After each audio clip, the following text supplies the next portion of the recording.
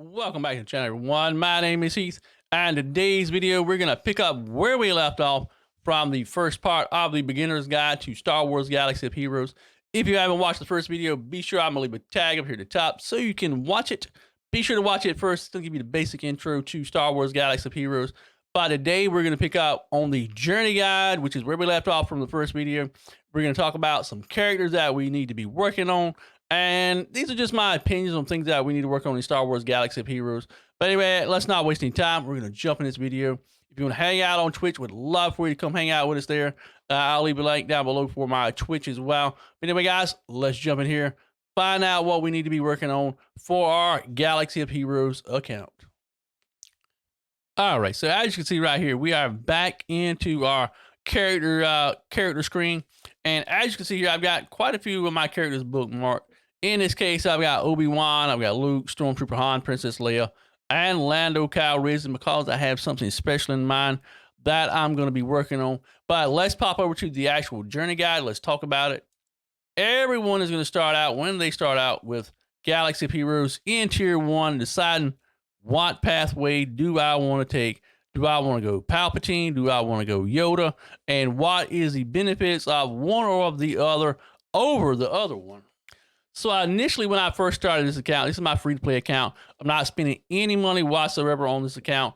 And I started off getting Grandmaster Yoda because my plan on the start was actually to unlock a different character pathway down the road. But I have gone back and changed my mind, and I'm using something else.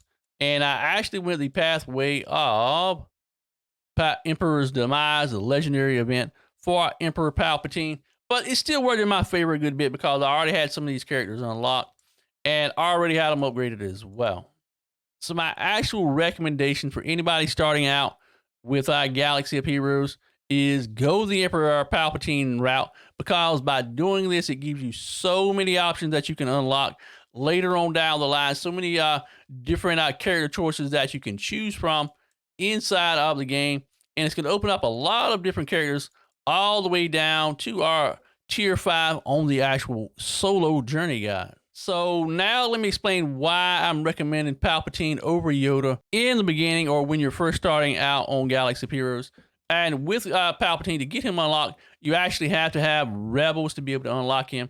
As you can see right here, I am on the last stage of my journey to get him unlocked all the way to 7 stars. But when you first start out, you actually have to have 1-star Rebels to complete phase 1. Then you got 2 stars, 3 stars, 4 stars, 5 stars, 6 stars, and eventually 7 stars for the last phase. And the recommended power level for each one of your characters is 11,800.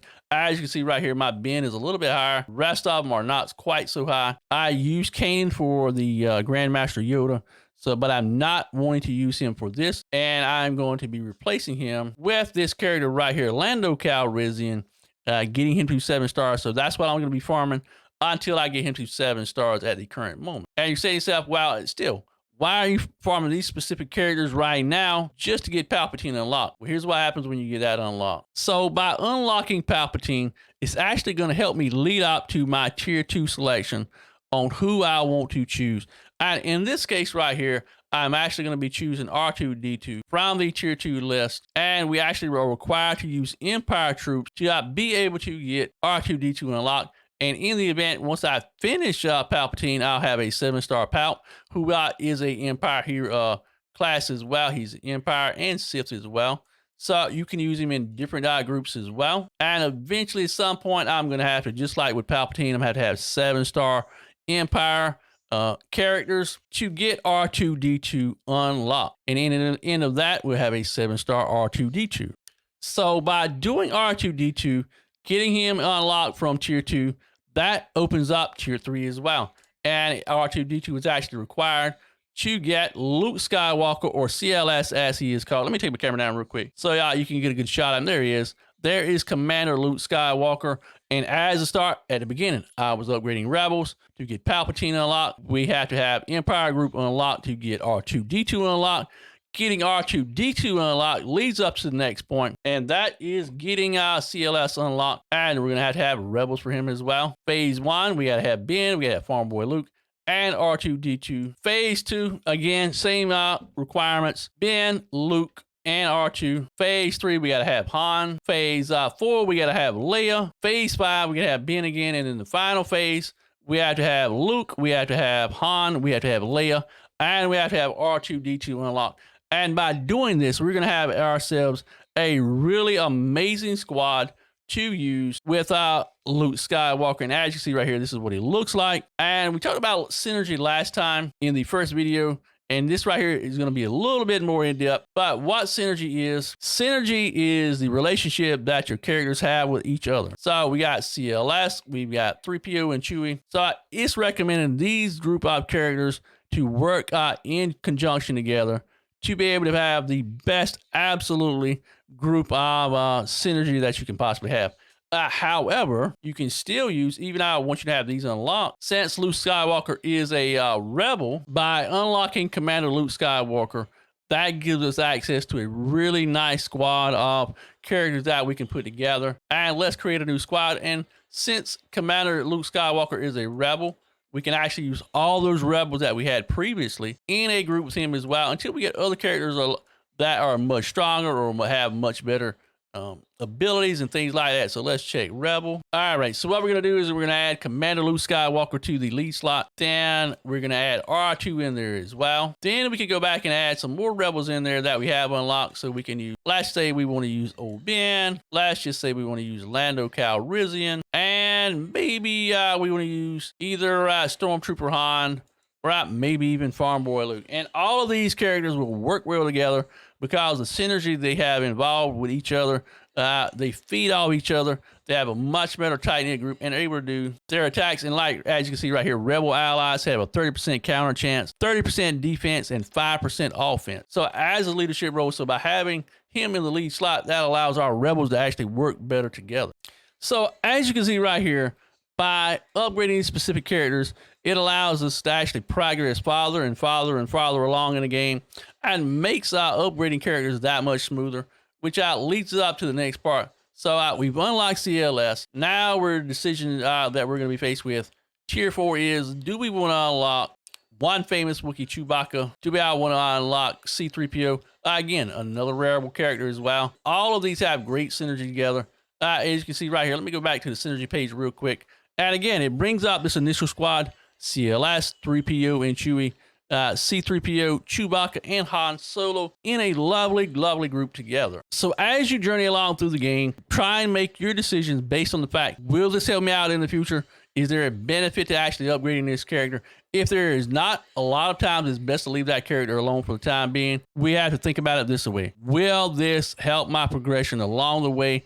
Will this make a difference in our gameplay down the road, a year, 6 months down the road, a year down the road, a year and a half down the road? Where will this put us at in our journey to getting the maximum amount of character levels, squad benefit, the strongest groups we can possibly have? As I said, making decisions based on, will this help us in the future, is what we should be thinking about anytime we upgrade a character. So by doing the Rebels, it actually leads us to tier 5. And that is Jedi Knight Luke Skywalker, who is just an absolute beast. And that requires us to be able to unlock Wampa you can get from the shop as well. And we have to have CLS, Commander Luke Skywalker. We have to have Han Solo.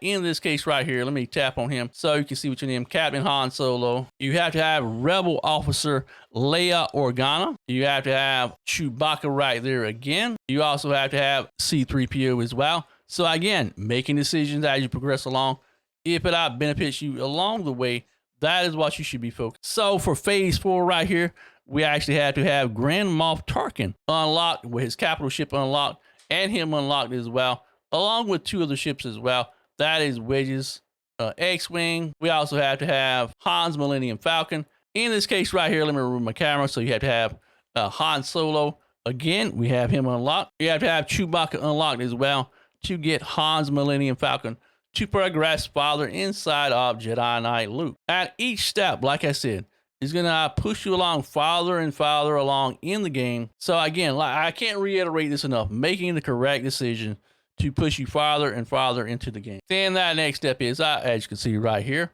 I had to have Lando Calrissian unlocked. Again, Leia, Chewbacca, and C-3PO. Final phase is having CLS Commander Luke Skywalker unlocked. So by doing this pathway right here, it has led me up to this final point by having Jedi Knight Luke Skywalker unlocked, which in turn brings us to our guild journey. We're going to have the Pit Heroic done, getting our Han Solo shards from there. We are going to have our Rebel Officer Leia Organa unlocked. And as you can see right here, if you notice, I chose Jedi at the initial, which in turns will help me in my progress to get her unlocked as well, because I've got Obi-Wan unlocked, I've Anakin unlocked, Luke, Han. We've got Ahsoka unlocked. I've got Grandmaster Yoda unlocked. So all of these decisions led up to this point right here that we're going to be working our way towards Jedi Knight Luke. And then comes that all-important decision on what Galactic Legend that we're going to grab first. The one that we're going to be working our way towards first is the Galactic Legend Jedi Master Luke Skywalker. Let me remove my camera. And as you can see right here, you see all these things that are required for Jedi Master Luke. And in the event, look at there. All those decisions we made along the course are going to help us. By the time we get here, we're going to have C-3PO, Obi-Wan, Obi-Wan. We're going to have Jedi Knight Luke Skywalker unlocked, R2-D2, Han Solo, Chewbacca, the Rebel Y-Wing, Princess Leia, Wedge Antilles, Biggs Darklighter, Lando Calrissian, and a few other characters that are going to be a requirement for him. But by this point here, since we've made this pathway, we're going to have a much easier chance and much easier time unlocking him as our first Galactic Legend. And now that we're looking at this, that actually leaves us opening up an additional Galactic Legend, and that is the Sith Eternal Emperor Palpatine. As you saw, we had unlocked Emperor Palpatine at the very beginning. Darth Vader, we will get shards for him along the way. There are all of these Empire troops right here. The Royal Guard, Admiral Piat, Director Krennic, Darth Sidious, Darth Maul, Count Dooku, Sith Marauder, the Imperial TIE Bomber, Jedi Knight Anakin, Grand Admiral Thrawn, Tarkin, Veers, and Stark are all required. So we've opened out, really, we've done more than just one thing. We've actually given ourselves access to 2 Galactic Legends that we have the potential to choose from. However, it all comes down to choice. What do you want to do in the game? What are you expecting from the game? How do you want to progress in the game? What decisions, what choices you're going to make as you go through the game that will benefit you in the end. As you go through the game, my final thought is this: play to have fun, play to progress, and play to get the most out of your account, and base your decisions on upgrading characters on what will help you progress the farthest in the game, the easiest at the time. You may want to choose a completely different path than what I've shown right here. This right here is just the basics that I've given you to being able to progress in the game as well. You can actually go through, and that's what I suggest. Go through, look at each one of these characters in the journey guide, and decide for yourself, what do I want to do to get there? How do I need to do it? How can I best maximize my chances of getting that character unlocked in the fastest time possible? I got sidetracked when I first started playing Galaxy of Heroes. I wanted Night Sisters. Nothing wouldn't do me to have Night Sisters as a group. As a result, it actually slowed down my progress inside of the game. So now I'm having to go back and upgrade characters that I should have upgraded in the beginning of the game. So this video right here is all about making the correct choice as we progress through the game. That way we can, maybe you want to take an entirely different pathway than what I've shown, but here's the things to consider. Will the choices I make, will the characters I upgrade help me in the long run? Let's just say you wanted to choose an entirely different pathway. Let's just say you wanted to unlock Darth Revan, for example. Looking at his requirements, you're going to have to say to yourself, how will this benefit me? What characters do I need to upgrade along the way to progress me into the game? We're actually going to make another video with different pathway choices, how they benefit us, how they can hurt us as well. But anyway, guys, I hope you like this video. Hope you learned something from it. And I hope this little progression right here will give you an idea of what you actually want to do in Galaxy of Heroes and help you make your experience inside of the game that much more enjoyable. I wish, I'm not going to lie, I wish I had looked up some videos like this as I went along. I wish I knew about some videos like this as I was upgrading my first account. But I'm making this video for you guys so you don't make the same mistakes that I did whenever I was working on my initial account. But until next time, hope you enjoyed it. Hope you like this kind of content. Let me know down in the comment section below, what character are you working on right now in your journey guide? and how is that progression going. But until next time, much love, peace out, and we'll see you in the next one.